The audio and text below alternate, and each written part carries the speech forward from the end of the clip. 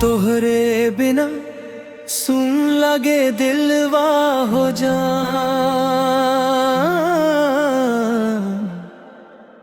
आ जाना कर जा दिल के पहचान।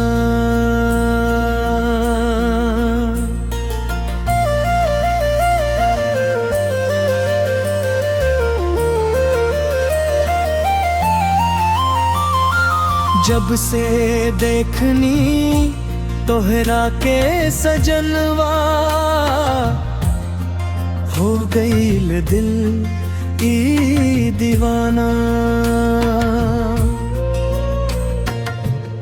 तोहरे नैनन में डूबल रहनी, भूला गईनी सारा जमाना। रात भर जागी तोरे खातिर, सोचे मनवा बार बार।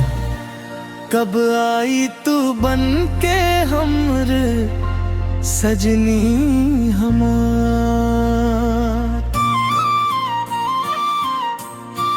तोहरे बिना सू लगे दिलवा हो जा। तू ही बाड़ू हमर पहचाना। आजा सजनिया छोड़ के गुमान, तोरे खातिर धड़के पराना।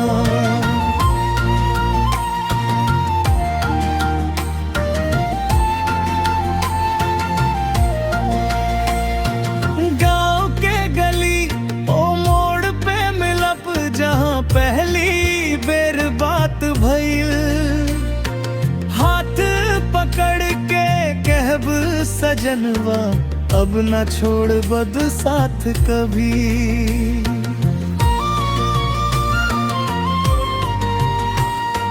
चांद भी शर्माई जब तू हंसे, फूल भी महके तोहार ना। तू ही जिंदगी, तू ही खुशबू, तू ही हमर हर एक चंगा।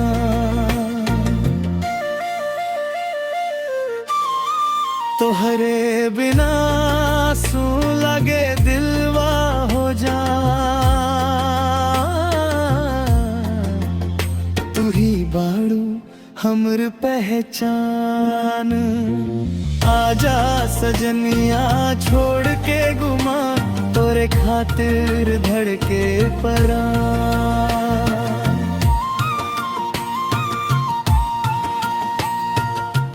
कसम खुदा के कसम प्यार के, साथ न छोड़ब कभी हमारे। 7 जन्म तक निभाइब सजन, तू ही बाड़ू हमार संसार।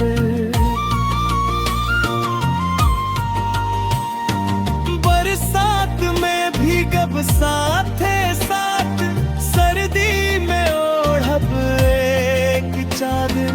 गर्मी में छाँव बन के रहीब, तू बन जा हमरा दिल के घर।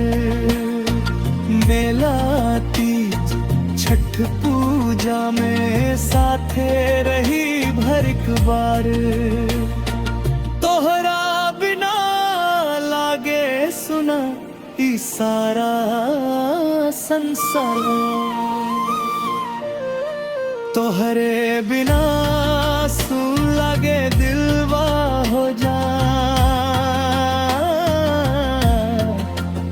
तू ही बाड़ू हमर पहचान।